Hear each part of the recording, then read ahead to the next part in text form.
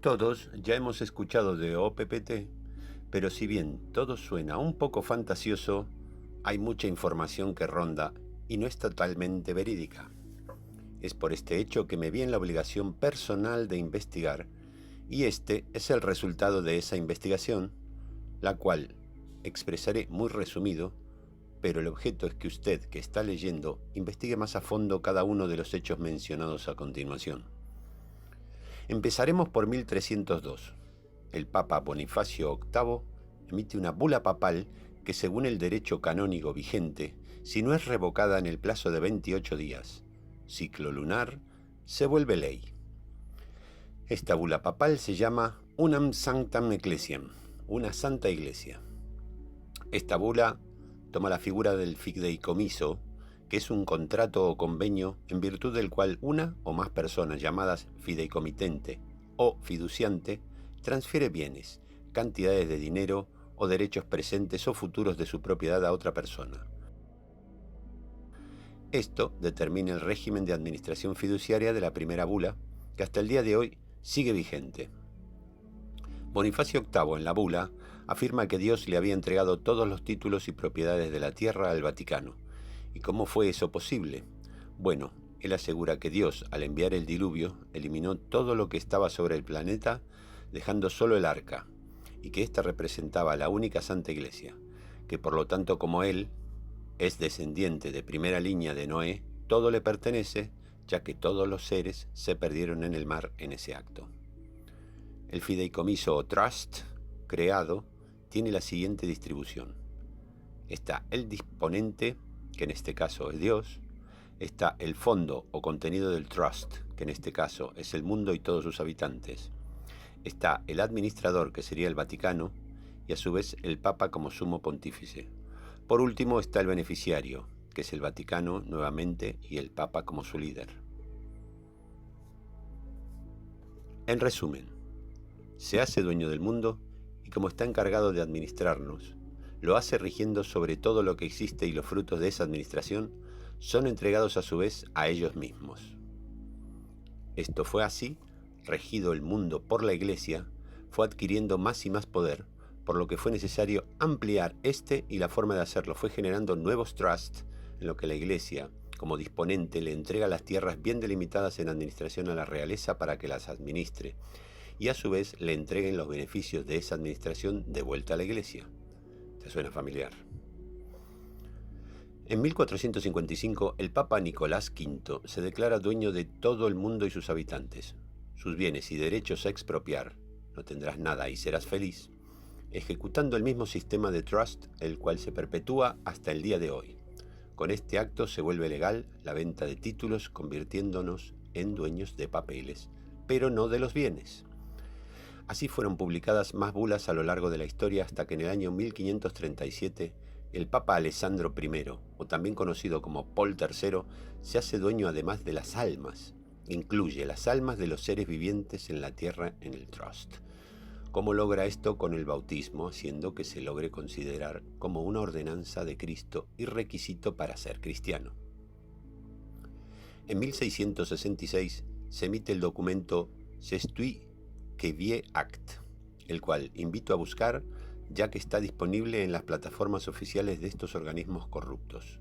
Básicamente, dice que los seres humanos nacidos no tienen la capacidad para manejar su vida, haciendo que si después de 7 años no reclaman ese derecho a la autodeterminación, se declaran muertos, dándole el poder a la autoridad superior para comercializar en su nombre. Y para eso se crea el proceso de registro en el que se elabora su ficción jurídica, que no es nada más que una ficción literaria como cualquier otra, pero que con el desconocimiento de todo esto por la población general da paso a todo el sistema de esclavitud actual. Les recomiendo buscar sobre el gran incendio de Londres que justamente ocurrió en ese tiempo. Así fue creciendo el poder sobre la humanidad, usando la banca como arma principal para obtener más poder sobre instituciones y estados, hasta que llega el año 1776, que se firma la independencia de Estados Unidos, generando la Constitución que garantiza la felicidad de los ciudadanos, prohibiendo la esclavitud de cualquier tipo, ratificando la religión como camino a esa felicidad. Ese mismo año, el 1 de mayo, se fundan los Illuminatis, cuyo objetivo principal, según su propia descripción, es oponerse a la influencia religiosa. Curioso, ¿no? Esta institución logra infiltrar poco a poco personal en la mayoría de las instituciones del país y, como está respaldada por el banco, puede presionar a tal punto que logra modificar la Constitución, y en 1781 comienza la vigencia de esta modificación y se crea un nuevo trust de forma descarada, ya que teniendo el control de las instituciones es más fácil ocultar la información. Curioso, ¿no? Esta institución logra infiltrar poco a poco personal en la mayoría de las instituciones del país y, como está respaldada por el banco, puede presionar a tal punto que logra modificar la Constitución, y en 1781 comienza la vigencia de esta modificación y se crea un nuevo trust de forma descarada, ya que teniendo el control de las instituciones es más fácil ocultar la información. Este trust sigue las mismas características de las anteriores, solo que los beneficiarios se retira al Vaticano y en su lugar se deja a la familia Rockefeller y sus herederos. Ya en 1783 entra en vigencia la nueva Constitución, eliminando la prohibición de aplicar sistema de esclavitud que estaba en la 13ª enmienda, dejando paso libre a su plan.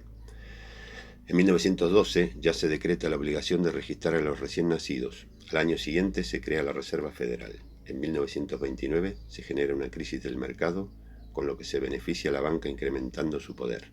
En 1930 se crea el BIS, Bank for International Settlements, quien es el regulador de la economía mundial. En 1934 se crea la SEC, Securities and Exchange Commission, en la que se registran todas las empresas que quieran comercializar a nivel internacional, volviéndose un requisito para el comercio. En ese mismo año se coacciona a todos los países, pero solo 194 aceptaron registrarse, pasando de ser estados a corporaciones. Es importante mencionar que 5 países no firmaron, y estos son Libia, Irán, Corea del Norte, Rusia y China.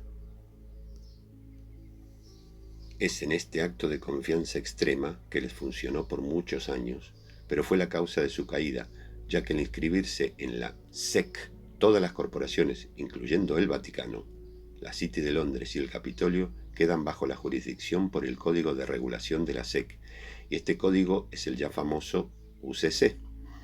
Con este acto, el UCC se convierte en la ley superior sobre la ley común. Decretos de ley, constituciones, tratados internacionales y todas las leyes que usan las corporaciones.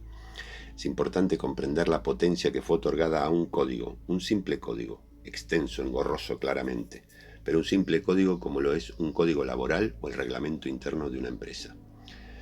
Es aquí donde todo comienza, cuando Citibank en el año 2011 se encuentra con un inconveniente para lanzar unos nuevos productos, y para solucionar esto contratan a 3 abogados: Caleb Paul Skinner, Hollis Randall Hillner y Heather Antucci-Jarraf. A ellos primero se les otorga acceso total a todo el código UCC, para después realizar una investigación sobre el circuito bancario internacional y la relación con las corporaciones, para así hacer un plan de acción y poder lanzar estos productos. Al realizar esta investigación, se dan cuenta de que los gobiernos ahora son corporaciones, y estos, junto con los bancos, han creado un sistema de esclavitud contra la humanidad, con el fraude de los certificados de nacimiento, el fraude de los préstamos del sistema bancario, el fraude del bond, las bulas papales, la realeza, etc., por lo que comienzan a redactar pruebas, y todas estas pruebas fueron recopiladas en un informe, el cual se llama Final Paradigm Report, o Final Bullet.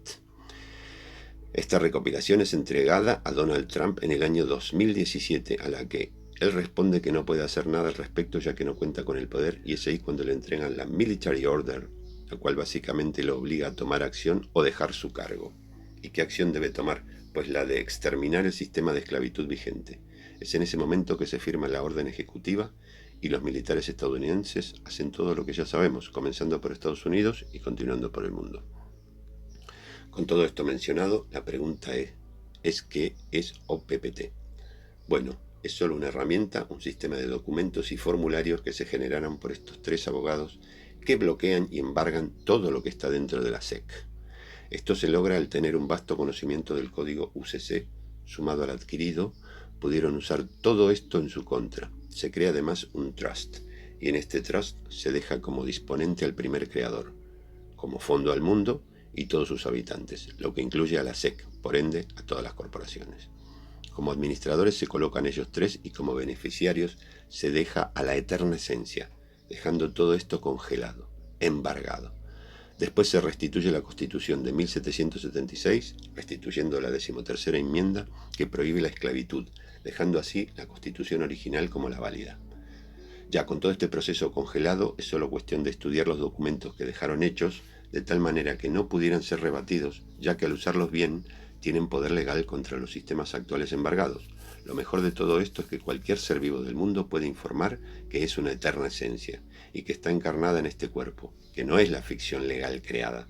Con esta nueva eterna esencia, tiene todos los derechos del beneficiario de ese trust, y en ese acto no reconoce todos los tratos, contratos, obligaciones o deberes que fueron impuestos a esa ficción jurídica de forma de fraude, ya que nunca fue informado en su totalidad de toda esa información.